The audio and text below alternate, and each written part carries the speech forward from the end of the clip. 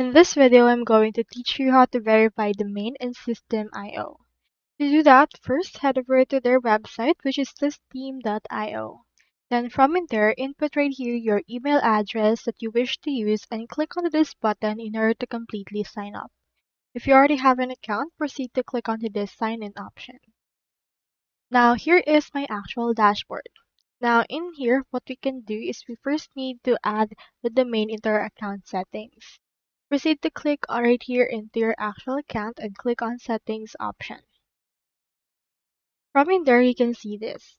So what we can do is let's head right here to the emails. Now in here, you should be able to see the domains. As you can see, I don't have a domain yet. So let's click onto this right here to authenticate our domain. Input right here the domain name that you wish to use. So just an example, let's input right here this. Click on save. And then in here, this will show you the DNS records that you actually need to input into the homepage of your domain. So for that, just head over to your domain's registrar's DNS management or where you have purchased that domain.